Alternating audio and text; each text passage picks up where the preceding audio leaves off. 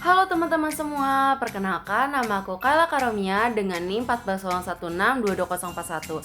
Di sini aku akan menjelaskan artikel dengan tema Global Citizenship yang berjudul Global Citizenship, a Typology for Distinguishing its Multiple Conception, atau yang dalam bahasa Indonesia memiliki arti kewarganegaraan global, sebuah tipologi untuk membedakan berbagai konsepsi. Sebelum masuk ke pembahasan inti, kita akan menjelaskan terlebih dahulu latar belakang yang menggarisbawahi artikel ini. Nah, teman-teman, artikel ini menjelaskan bahwa berbagai negara seperti Inggris mempromosikan global citizenship dalam pendidikan, tetapi definisinya berbeda-beda. Contoh kasusnya seperti larangan cadar di barat yang menunjukkan bahwa penerapan konsep ini tidak terlalu jelas. Nah, global citizenship juga dikaitkan dengan konsep lain seperti pembelajaran sepanjang hayat. Tetapi tanpa definisi yang disepakati, implementasinya menjadi sulit. Nah, penulisan artikel ini juga mengusulkan tipologi atau pengelompokan untuk mengatasi kebingungan tersebut yang membedakan dua bentuk global citizenship. Yang pertama adalah kosmopolitan yang terdiri dari aspek politik, moral, ekonomi, dan budaya. Juga bentuk advokasi yang terdiri dari aspek sosial, kritis, lingkungan, dan spiritual. Nah, tipologi ini membantu memahami perbedaan dan aplikasi konsep tersebut dalam pendidikan dan masyarakat. Nah, teman-teman, masuk ke pembahasan inti yang pertama, yaitu kewarganegaraan, teman-teman. Di sini aku sudah menyediakan mind map di mana teman-teman bisa langsung nyimak supaya pembahasan kita menjadi lebih terstruktur dan juga terarah.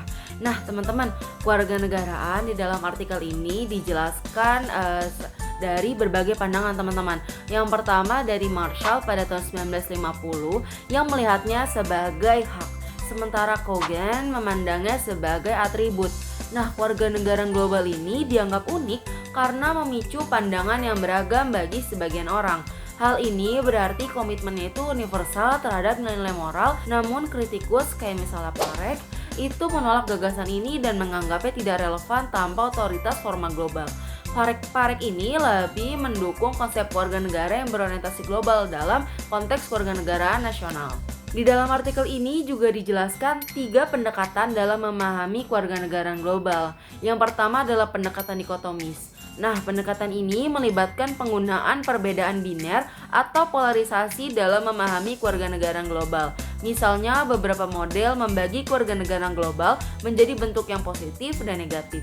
Kemudian ada juga yang membaginya lemah versus kuat. Terus juga ada juga yang membaginya seperti modern versus beragam. Nah, model-model ini menggunakan perbedaan biner untuk mengkritik atau mendukung bentuk kewarganegaraan global tertentu.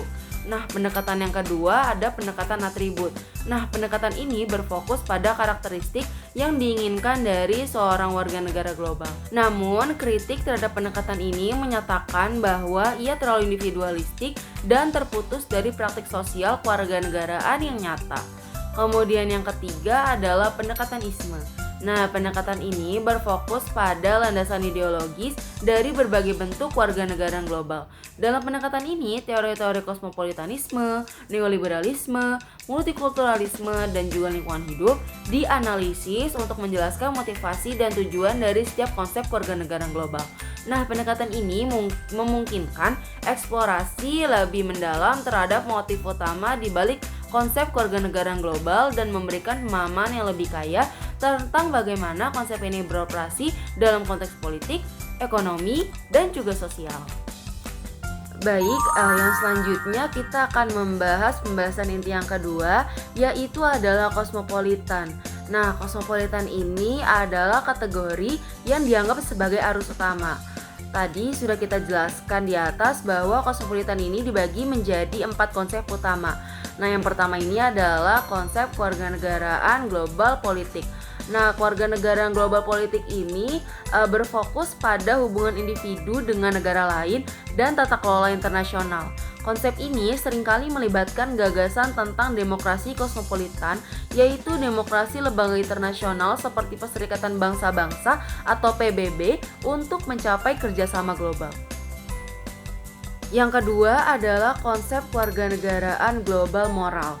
Nah, konsep kewarganegaraan global moral ini berkaitan dengan bagaimana individu atau kelompok harus bersikap secara etis terhadap orang lain di seluruh dunia. Konsep ini sering dihubungkan dengan hak asasi manusia. Para pendukung kosmopolitanisme moral ini percaya bahwa kewajiban etis seseorang itu tidak boleh dibatasi oleh batas-batas nasional, melainkan harus berlaku untuk seluruh umat manusia.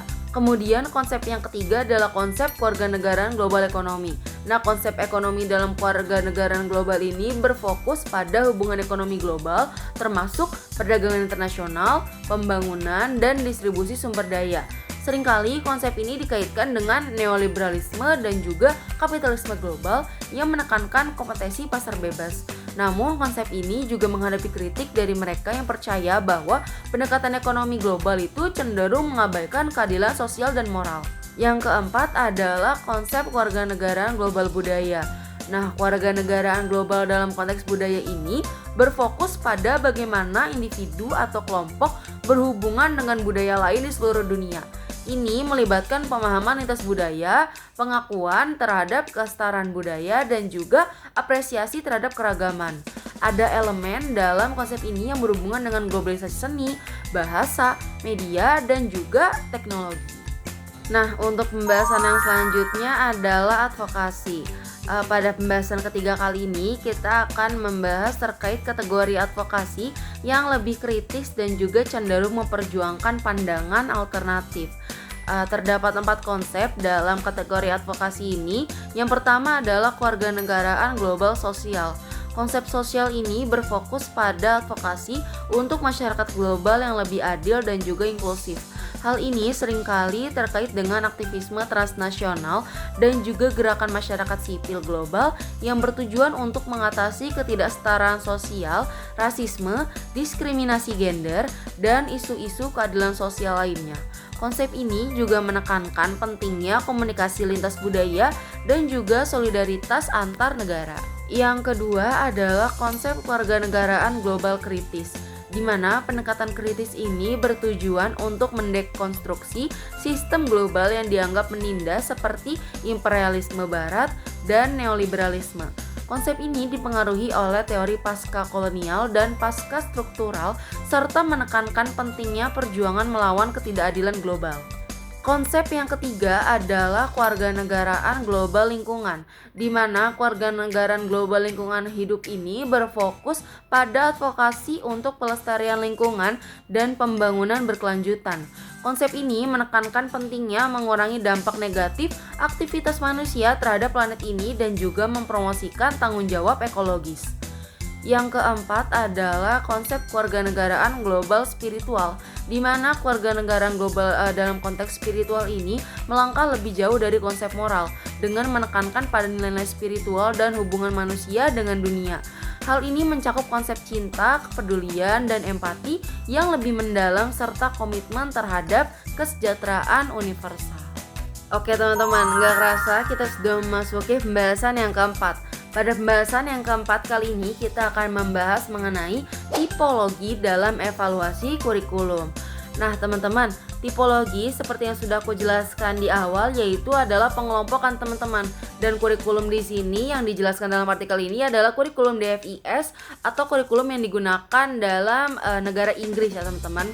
Nah, jadi tipologi kewarganegaraan global yang dijelaskan dalam artikel ini adalah terdiri dari 8 konsep dalam 2 kategori besar, yaitu kosmopolitan dan advokasi yang dapat digunakan sebagai alat untuk menilai sejauh mana kurikulum pendidikan berhasil mempromosikan berbagai bentuk kewarganegaraan global. Nah, dalam evaluasi ini, artikel ini menggunakan model evaluasi klasik yang dikembangkan oleh Stake pada tahun 1967 yang membedakan antara 3 dimensi utama kurikulum. Yang pertama adalah dimensi anteseden, yang mana anteseden ini memiliki arti kondisi yang mendahului atau memicu sesuatu. Dalam konteks kurikulum, hal ini mencakup faktor-faktor seperti lingkungan sekolah, alokasi waktu, sumber daya, dan sikap personal pendidikan. Nah, di dalam artikel ini juga menganalisis pentingnya mengajarkan siswa tentang budaya global, menghargai keragaman, dan menantang stereotip. Nah, contoh-contohnya itu seperti siswa diajak untuk mengkritisi asumsi salah tentang budaya lain dan mengenali bias di media dengan tujuan menciptakan pandangan global yang seimbang tanpa stereotip negatif. Yang kedua adalah dimensi transaksi, yang mana adalah aktivitas belajar mengajar antara guru dan siswa. Dalam kurikulum DFIS atau kurikulum Inggris, transaksi ini melibatkan kegiatan yang mendorong pemikiran kritis siswa tentang budaya lain. Contohnya, siswa membandingkan identitas budaya mereka dengan artefak budaya lain melalui kunjungan museum, serta berinteraksi dengan siswa dari negara lain melalui tautan sekolah internasional untuk meningkatkan pemahaman mereka tentang dunia. Yang ketiga adalah dimensi hasil. Hasil ini adalah pengetahuan, keterampilan, dan sikap yang diperoleh siswa. Kurikulum DFIS ini bertujuan mengembangkan pemahaman kritis tentang budaya global dan bias siswa, diharapkan mampu mengenali stereotip dan ketidakadilan serta mengembangkan keterampilan untuk menantangnya, terutama dalam menilai bagaimana negara berkembang seiring digambarkan negatif dalam media-media massa. Oke teman-teman, kita masuk ke pembahasan yang terakhir, yaitu kesimpulan nih teman-teman. Nah, kesimpulan dalam artikel ini seperti yang sudah dijelaskan di awal, yaitu menjelaskan bahwa tipologi atau pengelompokan ini menawarkan pendekatan yang baru dan juga berguna untuk memahami konsep kewarganegaraan global yang sangat beragam. Nah, hal-hal ini dilakukan untuk memetakan berbagai bentuk kewarganegaraan global ke dalam kategori-kategori yang jelas. Nah, tipologi ini juga membantu menjelaskan kerancuan atau ambiguitas yang ada dalam memberikan panduan untuk mengevaluasi berbagai inisiatif pendidikan yang berhubungan dengan kewarganegaraan global. Nah, tipologi ini tidak bersifat final atau kaku, melainkan merupakan alat analisis yang dapat disesuaikan seiring dengan berkembangnya wacana tentang kewarganegaraan global.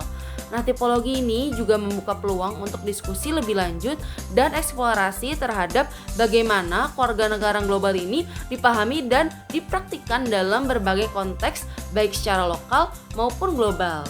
Seperti yang sudah dijelaskan atau sudah aku gambarkan dalam mind map yang ada di posisi tengah, yaitu adalah ambiguitas dalam kewarganegaraan. Nah, artikel ini juga menekankan bahwa memahami dan mengklarifikasi konsep kewarganegaraan global ini sangat penting, terutama dalam konteks pendidikan. Nah, dengan adanya alat atau penggunaan tipologi ini, pendidik dapat membuat kebijakan yang lebih baik dalam mendesain kurikulum dan juga program yang membantu siswa untuk mengembangkan pemahaman tentang dunia yang lebih luas ini, dan juga mereka dapat mengerti perannya sebagai warga negara global. Seperti itu. Baik, mungkin itu saja yang bisa saya sampaikan adalah pembahasan artikel kali ini. Saya, Kayla Karomia, pamit undur diri. Kurang lebihnya mohon maaf. Sampai jumpa di video selanjutnya. Dadah!